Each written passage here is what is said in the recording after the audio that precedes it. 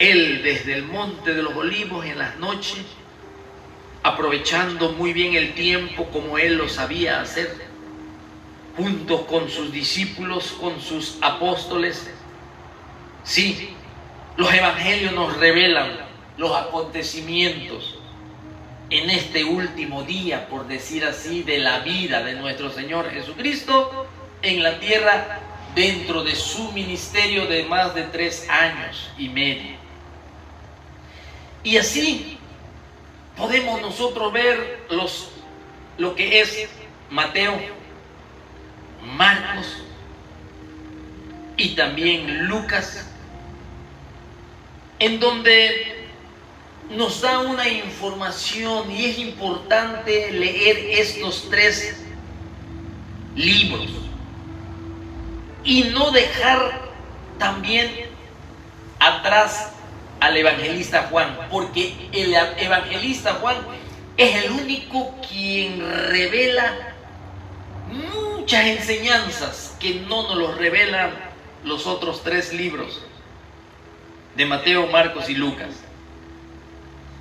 Y nosotros podemos ver en estos últimos tiempos de vida de nuestro Señor Jesucristo, antes de morir en la cruz, su escuela, la escuela de nuestro Señor Jesucristo.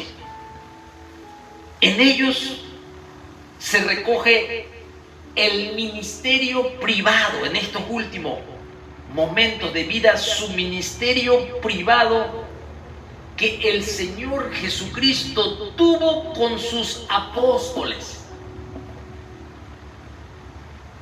Durante esa obra, dentro de ese tiempo, antes de su arresto, ¿sí?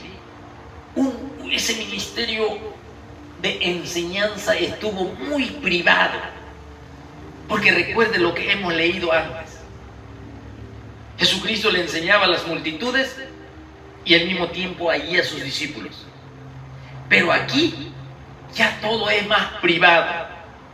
Un día antes de poner su vida en la cruz, en este día que se celebraba la Pascua, para dar cumplimiento a las Escrituras, tenía que poner su vida exactamente como estaba escrito.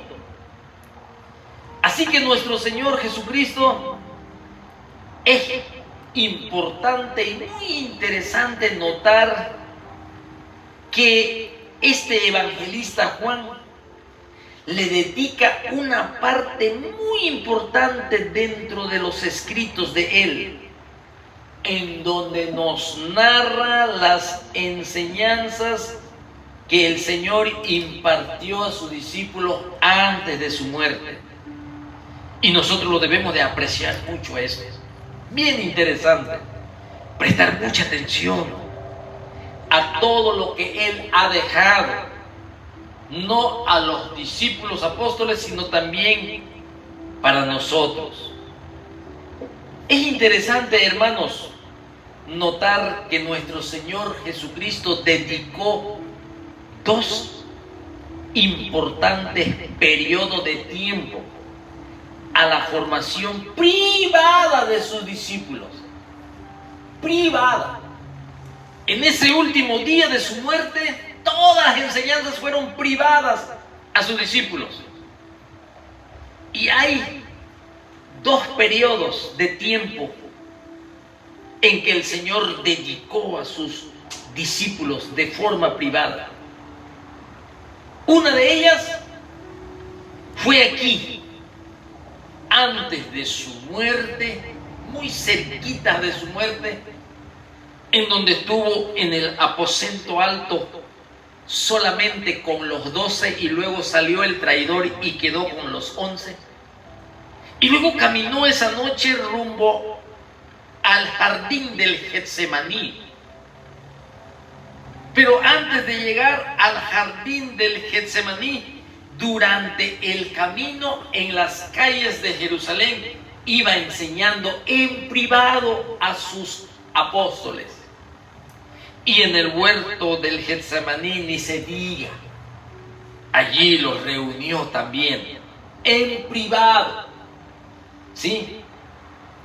Así que allí vemos a nuestro Señor Jesucristo. Y también, hermanos, dice el evangelista Lucas en Hechos capítulo 1 y versículo 3, que tuvo más enseñanzas en privado nuestro Señor Jesucristo con sus apóstoles cuando resucitó de los muertos. Recuerde que Pedro dijo que él ya no se le manifestó más a nadie en Hechos capítulo 10, sino solo los que comieron y bebieron con ellos, no a todo el pueblo, dice Pedro. Fue en privado, después que resucitó. Por eso Hechos 1 y versículo 3 nos dice que Cristo se presentó vivo con muchas pruebas indubitables, apareciéndoles durante 40 días, hablándole acerca del reino en privado. Dos periodos importantes. Uno, cuando ya estaba a punto de morir, de poner su vida, y el otro después de su resurrección. Importante tomar en cuenta eso. Así que, hermanos, podemos ver nosotros que Juan, desde el capítulo 13, nos habla lo que sucedió en el aposento alto, capítulo 14, capítulo 15, capítulo 16 y capítulo 17. 5 capítulos que nos dedica Juan, que ocurrió durante aquella noche anterior, antes de que sea crucificado. Y que nosotros también somos participantes o somos invitados a participar de esa escuela de nuestro Señor Jesucristo. Primero fue para los apóstoles, para sus discípulos, pero ahora que la tenemos en nuestras manos, podemos hacernos partícipe de esa escuela de nuestro Señor Jesucristo. Aquí, en Juan, hermanos, en primer lugar, encontramos la primera parte de la enseñanza de nuestro Señor Jesucristo que tuvo en el aposento alto durante una cena privada con sus discípulos. Pero después el Señor y todos los apóstoles, menos Judas, salieron de aquel aposento y continuaron sus clases por las calles de Jerusalén. ¿Dónde lo vemos esto? En Juan capítulo 14, te lo voy a leer. Solo para que lo tengas como información y no digas, bueno, el hermano de dónde saca esto. Te lo voy a enseñar en Juan 14, 31. Recuerde que aquí en Juan 13 Jesucristo le lava los pies a sus discípulos. En el 14 Felipe pregunta cuál es el camino al Padre y Jesucristo les dice, yo soy el camino, la verdad y la vida. Están en el aposento alto. En el capítulo 15 enseña una parábola, Jesucristo y la vid verdadera. En el capítulo 16 vemos mucho sobre el Espíritu Santo y en el capítulo 17 la oración sacerdotal. Pero nos dice Juan 14, 31, dice así la palabra de Dios, estando en el aposento alto: mas para que el mundo conozca que amo al Padre, y como el Padre me mandó, así hago, dijo en el aposento alto. Ya habían terminado de cenar. Allí se instituyó la cena del Señor, que es una ordenanza para la iglesia, que el apóstol Pablo en 1 Corintios capítulo 11 dice que recibió como doctrina y fue enseñado por Jesucristo para que la doctrina practique esta ordenanza de la cena del Señor, donde está el pan y el vino, que tiene un símbolo muy importante de lo que Jesucristo iba a hacer en la cruz. Así que ya habían terminado todo en el capítulo 14, y dice en el versículo 31 que ahí les dice a sus discípulos: levantaos y vámonos de aquí. ¿De dónde? Del aposento alto.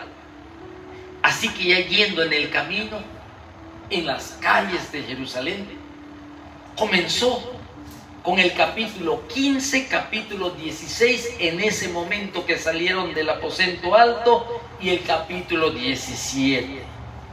Es por eso que nosotros estamos viendo los últimos momentos del ambiente cálido, de las enseñanzas pronunciadas durante la cena en el aposento alto, en la cual en las calles de Jerusalén, mis hermanos, se respiraba un ambiente hostil. ¿Por qué digo un ambiente hostil? ¿Sabe por qué? Porque Jesucristo mismo ya había dicho que ahora ya había llegado la hora de las tinieblas, la potestad de las tinieblas. Ahora ya había llegado en que el Hijo de Dios iba a poner su vida e iba a tomar nuestros pecados. Ahora Satanás ya tenía la ley permisiva de Dios, en donde se posesionó de Judas y comenzó a involucrar a los principales y líderes religiosos y mucha gente. También era vigilado nuestro Señor Jesucristo, y eso se podía palpar en el ambiente hostil que se respiraba en las calles de Jerusalén.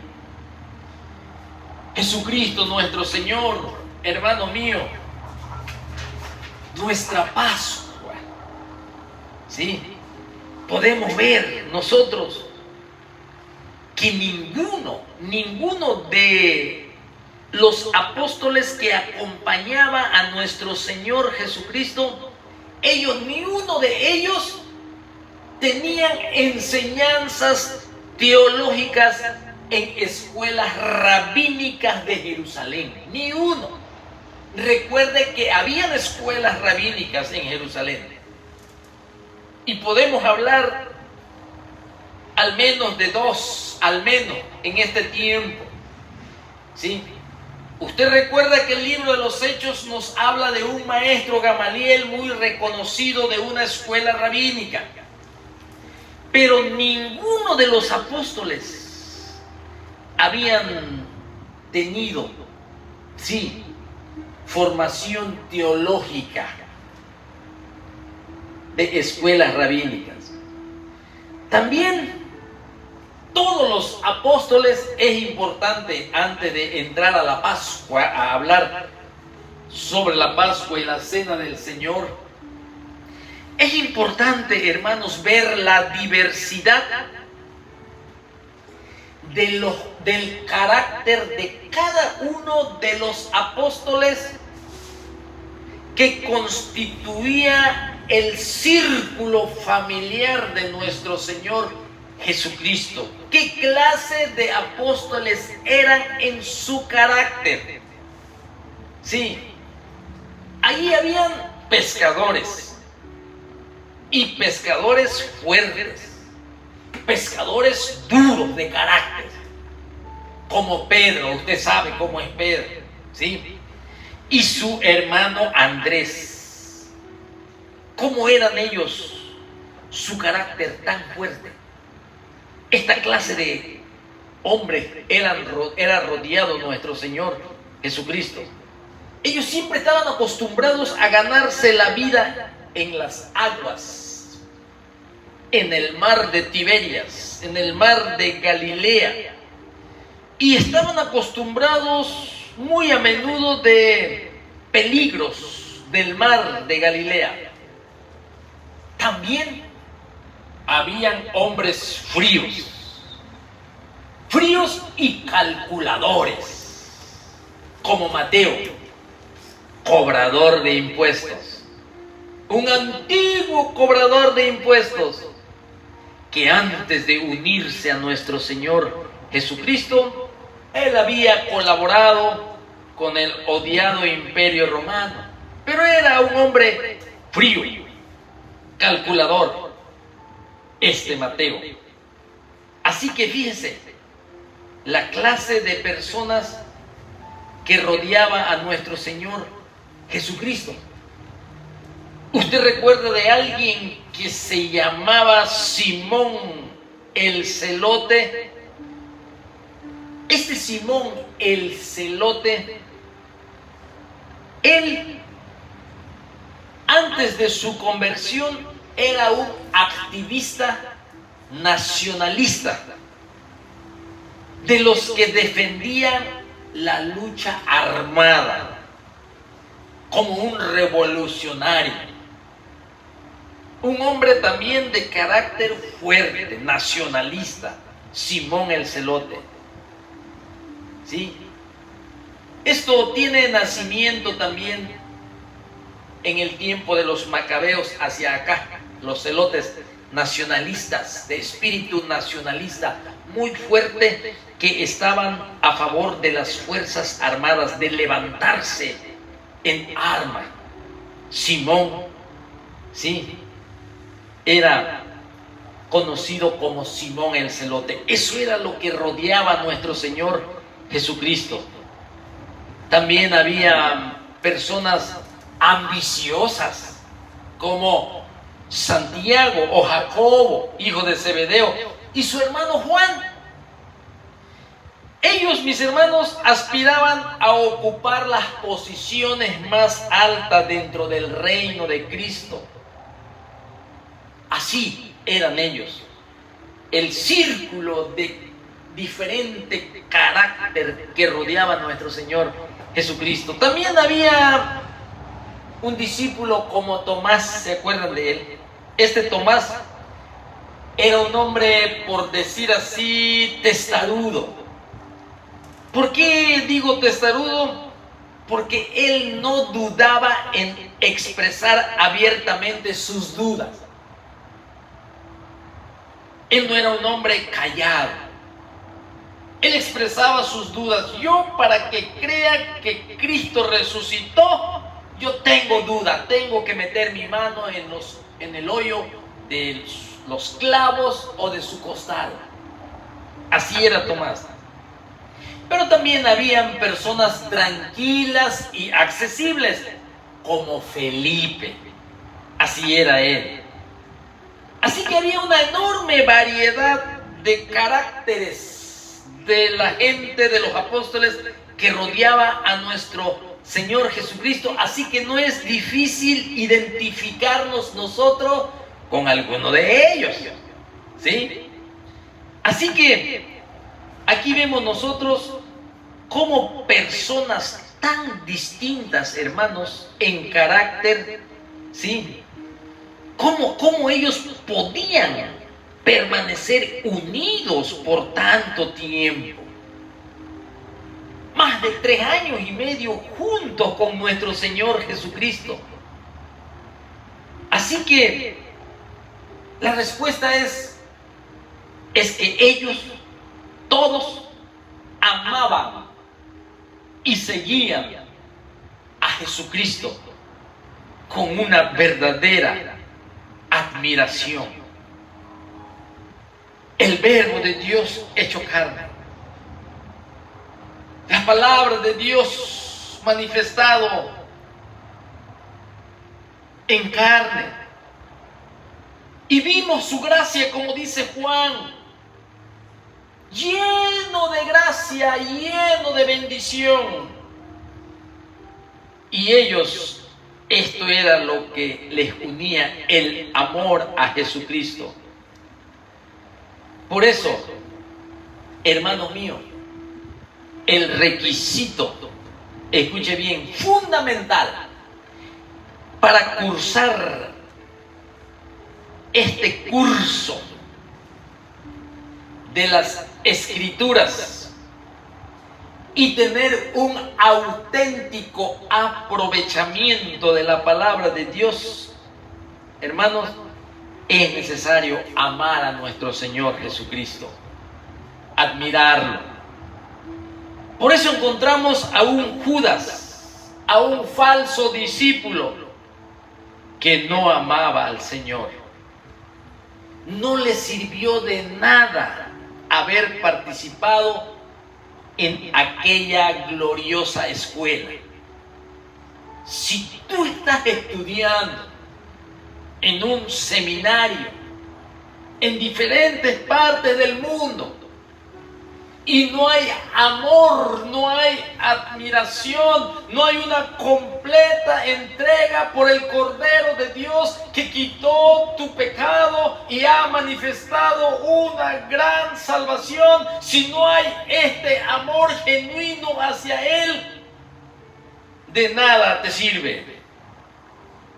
De nada te sirve aunque participes en una gloriosa escuela como lo tuvo Judas, un falso discípulo que no amaba al Señor. Así que aquí ya vemos, hermanos, claramente cómo finaliza su ministerio nuestro Señor Jesucristo junto a sus discípulos. Ellos le siguieron porque ellos le amaban, ellos lo admiraban. Ahora ya estamos en el punto crucial en donde Lucas 22 dice así: estaba cerca la fiesta de los panes sin levadura, que se llama la Pascua. Y los principales sacerdotes y los escribas buscaban cómo matarle, porque temían al pueblo. Y entró Satanás en Judas, por sobrenombre Iscariote, el cual era uno del número de los 12. Y este fue y habló con los principales sacerdotes y con los jefes de la guardia de cómo se le entregaría. Ellos se alegraron y convinieron en darle dinero. Y él se comprometió y buscaban una oportunidad de entregárselos a espada del pueblo.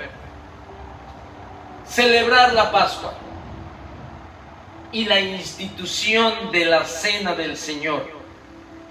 Aquí todavía no se encuentra la iglesia. La iglesia, hermano mío, nace con la venida del Espíritu Santo, bautizándolos a todos aquellos que Jesucristo les ordenó que no se fueran de Jerusalén, sino que esperasen la promesa del Padre, con el propósito de recibir ese poder para ser testigos en Jerusalén, en toda Judea, en Samaria y hasta lo último de la tierra. La labor del Espíritu Santo dentro de la iglesia, con ese bautismo, hermanos. Sí, esto nunca sucedió en el Antiguo Testamento, nunca. Por eso la iglesia no existía en el Antiguo Testamento. No existía como cuerpo de Cristo. No existía, porque todavía el Espíritu Santo no venía sobre toda carne para quedarse para siempre allí. En el Antiguo Testamento es otra cosa. El Espíritu venía y se iba, y solo a través de personas específicas para labores específicas. Pero aquí, hermanos, estamos viendo los preparativos de Jesucristo. Recuerde que allí ya está dando los últimos enseñanzas de su ministerio, pero en privado, y va a seguir en privado después de su resurrección por 40 días para confirmarnos aún más en la fe. Y estos serían los futuros líderes. allí de Hechos 2. Y uno de ellos, los más prominentes, es Pedro. Aunque Pablo pone a Pedro, a Jacobo y a Juan como columnas de la iglesia.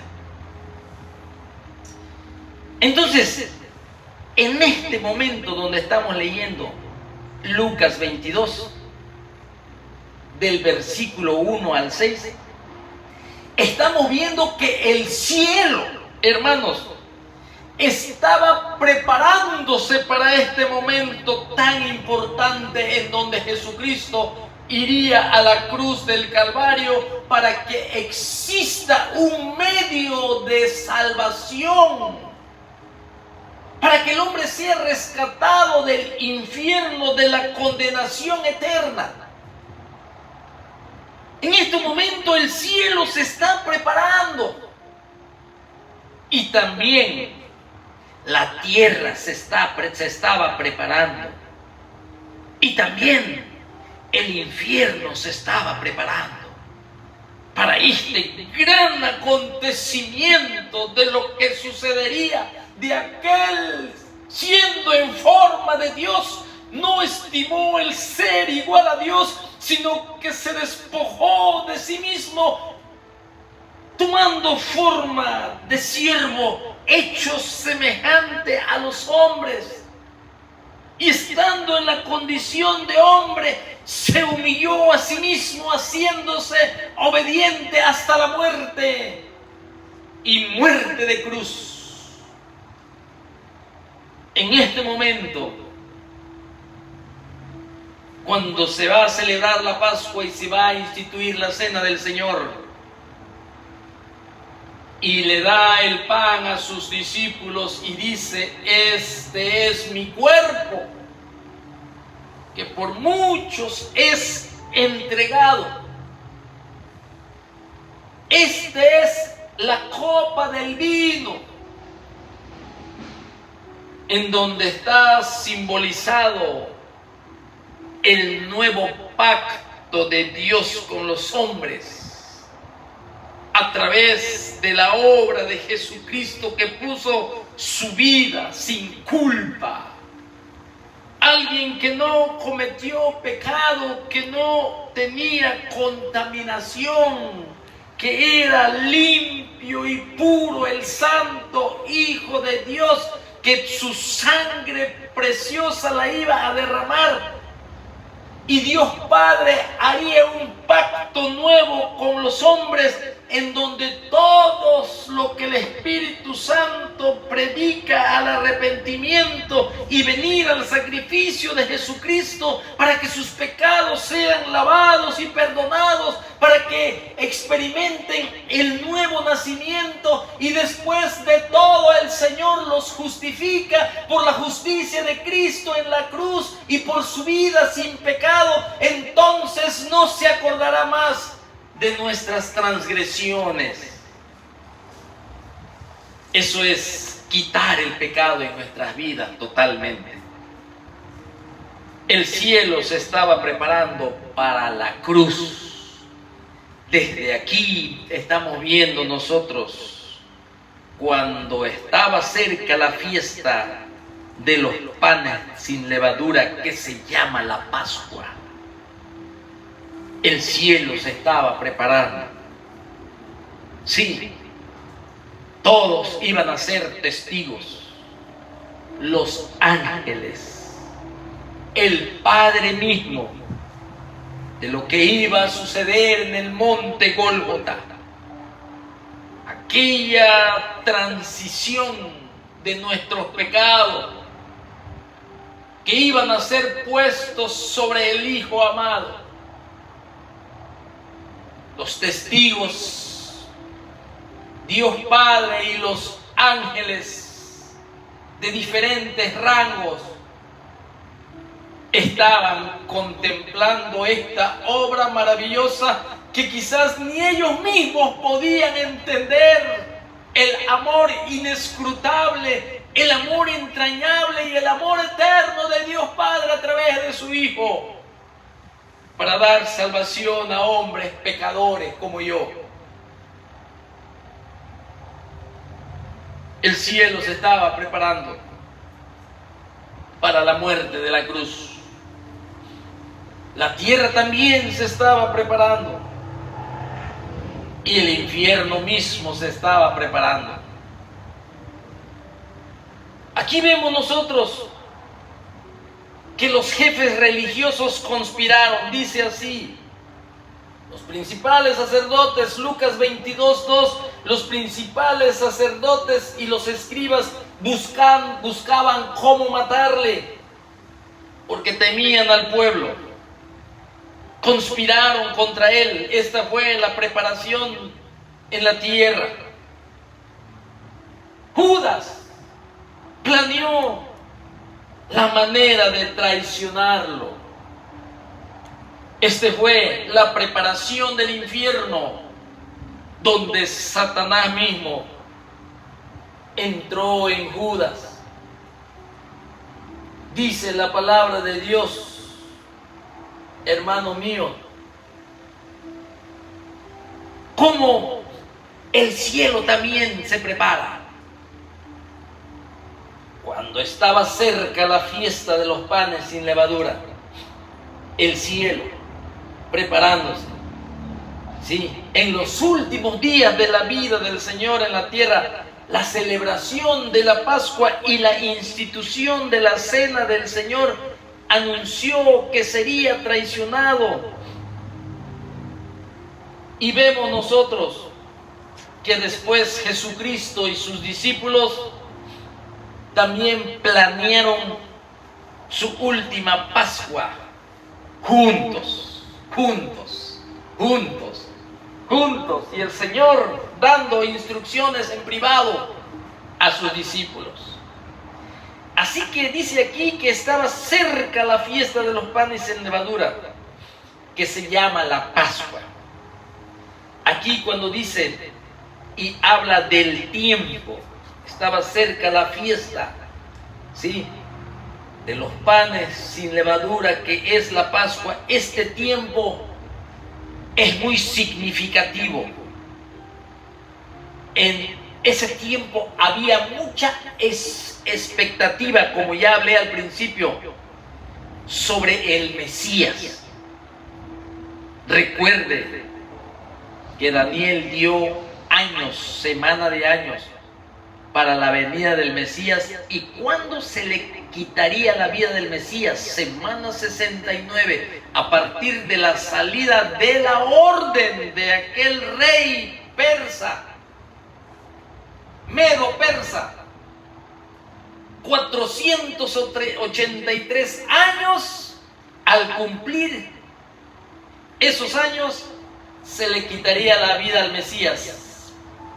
Y es probable que algunos lo sabían, por eso había expectativa mesiánica, la espera del Mesías.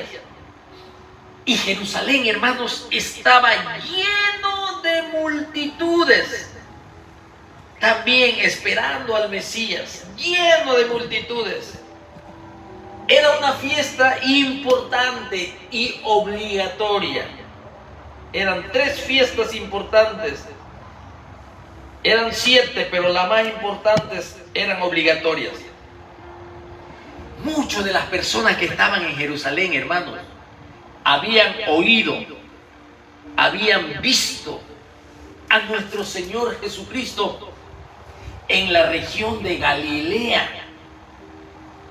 Y ahora ellos mismos se encontraban en Jerusalén con mucho respeto y una gran expectativa por Jesucristo y su ministerio.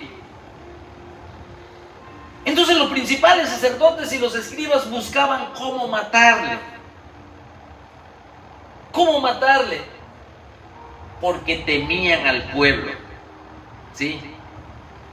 Ellos no temían a Dios, ellos le temían al pueblo, ¿sí? Ellos no tenían miedo de matar al Hijo de Dios, pero sí le temían al pueblo. Así que ellos tenían que encontrar una manera sabia de hacerlo. Ahora, Como el infierno también participó en la muerte, porque Satanás, sí, entró en Judas. Eso lo dice aquí, lo dice en Lucas 22:3. Y entró Satanás en Judas, por sobrenombre Iscariote, el cual era uno del número de los 12. Satanás entró allí. Esto muestra que el verdadero enemigo de Jesucristo aquí era Satanás. ¿Sí? Sin evadir la responsabilidad de Judas. Judas tuvo su oportunidad de salvación y de arrepentimiento. El Señor Jesucristo se lo dio esa oportunidad en esa última cena. A ver si alcanzo a llegar allí para mostrarle dónde estaba ese tiempo de última oportunidad de perdón y de salvación y de vida eterna, para que ya no sea hijo de perdición, sino sea hijo de salvación. Pero ya estaba escrito así. El Señor, en su anticipado conocimiento, sabía que este hombre no se iba a arrepentir, como lo hay muchos hoy en día que escuchan el evangelio de la salvación, que escuchan la voz del Espíritu Santo en un llamado interior de ellos que le da convicción de su pecado y que les habla de que existe la condenación eterna y que han pecado contra el Dios Creador. Ellos lo saben en su interior y se convencen que es una verdad, pero no quieren arrepentirse. Porque el Espíritu Santo habla y llama. Jesucristo lo dijo, que el Espíritu Santo traería convicción de pecado, convicción de juicio. Nuestro Señor Jesucristo lo dijo allí. En el Evangelio de Juan, capítulo 14. Así que Satanás entra en Judas, porque Judas era inconverso. ¿Puede un cristiano ser poseído por demonios? No. Un cristiano, hermano mío, tiene un sello que Satanás lo ve y lo conoce. Un cristiano está marcado, tiene una marca que los demonios lo ven y lo conocen. El sello del Espíritu Santo de Dios, el sello del poder de Dios, que ese cristiano no puede ser poseído por demonio. Aquí Judas fue poseído porque él nunca creyó en Jesucristo, él nunca lo aceptó. Quizás él estaba esperando un Mesías que le traería prosperidad a él, porque él era un amante a los deleites y a las riquezas injustas. Por eso aquí estamos viendo, hermanos, cómo es Cristo Jesús en los últimos días de la vida en la tierra. La celebración de la Pascua y la institución de la Cena del Señor, en donde anunció que iba a ser traicionado, advirtió también a Pedro sobre su negación, le habló a los apóstoles sobre la posición que ocuparían en el futuro reino venidero. Todo esto aquí habla el Señor. También habla en cuanto lo que en el jardín del Getsemaní se encuentra también allí, ¿sí? Y cómo se convertiría nuestro Señor Jesucristo en objeto de burla, que sería golpeado y sería llevado también ante el Sanedrín. Fue un día muy ocupado. Lucas lo registró solo una parte de aquí, de aquel día, lo que sucedió, solo una parte. Todas las acciones que se realizaron siempre apuntaban al Gólgota, al monte Calvario, señalaban la crucifixión. Todo lo que vemos aquí ya a partir del capítulo 22. Por eso, aquí había, hermanos míos, con estos preparativos para la Pascua. En el versículo 7 al 13, Jesucristo hace los preparativos. Dice del 7 al 13: llegó el día de los panes sin levadura, en el cual era necesario sacrificar el cordero de la Pascua. Jesús envió a Pedro y a Juan diciendo: id, preparadnos la Pascua para que la cenemos. Ellos le dijeron: ¿dónde quieres que la preparemos? Él les dijo: he aquí, al entrar en la ciudad os saldrá al encuentro un hombre que lleva un cántaro de agua, seguidle hasta la casa donde entrare y decid al padre de familia de esa casa: el maestro te dice, ¿dónde está el aposento donde he de comer la Pascua con mis discípulos? Entonces él os mostrará un gran aposento alto ya dispuesto. Preparad allí. Y sigue, hermanos, hablando sobre eso.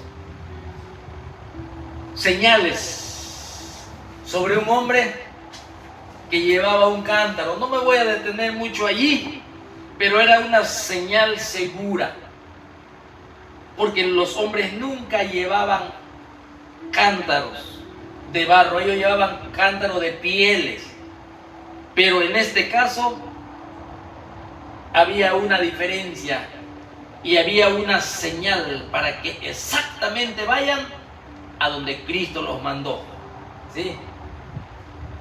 Así que, estando ya allí en la última cena, hermanos, y habiendo, como dije al principio, Jesucristo nuestro Señor en privado dando enseñanza en su escuela para sus discípulos, hubo algo que sucedió aquí en el versículo 24 del capítulo 22, donde dice: hubo, aquí, miren, hubo también entre ellos una disputa sobre quién de ellos sería el mayor.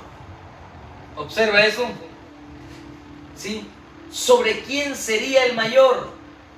Pero él les dijo: los reyes de la tierra, los reyes de las naciones se enseñorean de ellas, y los que sobre ellas tienen autoridad son llamados bienhechores. Mas no así vosotros, sino sea el mayor entre vosotros como el más joven, y el que dirige como el que sirve. Porque ¿cuál es mayor? ¿El que se sienta a la mesa o el que sirve? ¿No es el que se sienta a la mesa? Mas yo estoy entre vosotros como el que sirve. Aquí, hermanos, estamos viendo Jesucristo enseñando sobre la grandeza, sí, la verdadera grandeza. Ellos estaban y querían saber en esos momentos en que ya se estaba mirando una sombra de los sacrificios de la cruz del Calvario. Y estos hermanos apóstoles estaban disputando o discutiendo o hablando sobre quién de ellos iba a ser el mayor. Y esto parece un tema muy común entre ellos. Siempre deseaban la grandeza. Aquí yo creo que tengo unos versículos. A ver, aquí en Marcos 10:35. Este era un tema muy común desde el ministerio de Cristo. Y hasta los últimos días de su vida todavía seguían discutiendo. Y Jesucristo le dijo: si quieren ser grandes, tienen que ser el último. Si quieren ser grandes, tienen que ser servidores. Y aquí, desde antes de la crucifixión, dentro de los primeros años, del ministerio de Jesucristo, ellos siempre tenían esto en mente. Y Jesucristo les va a enseñar sobre la grandeza, ¿sí? La verdadera grandeza en el reino de Dios. Es todo lo contrario al mundo que nosotros conocemos. En el mundo, el más grande es el que quiere ser servido. El que tiene el estatus más alto es al que se le respeta.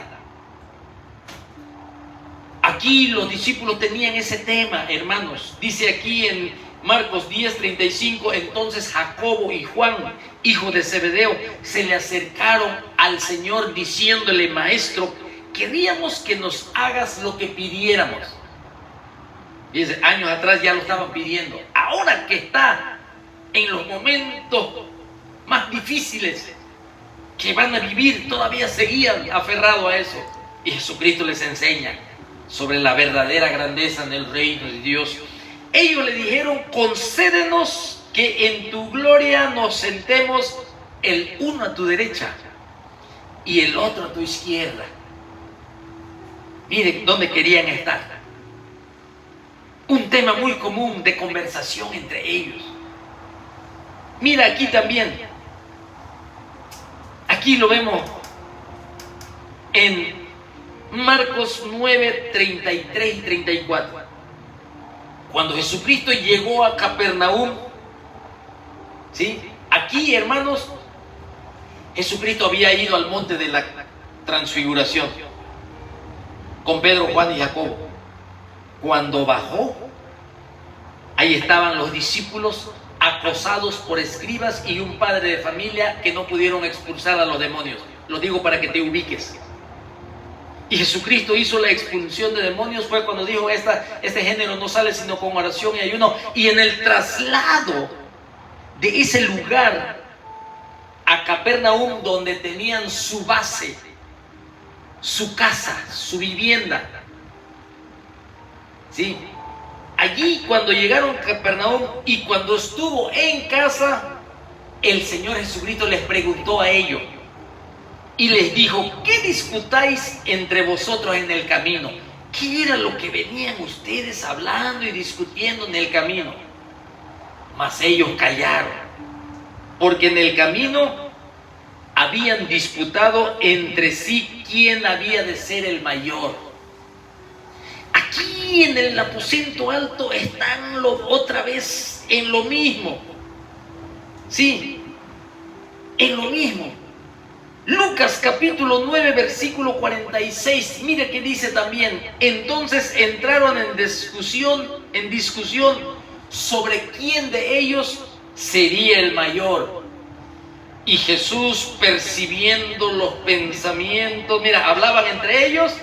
Jesucristo, conocedor, omnisciente, percibiendo los pensamientos de sus corazones, tomó a un niño y lo puso junto a él, allí donde estaba el grupo, y les dijo: cualquiera que reciba a este niño en mi nombre, a mí me recibe.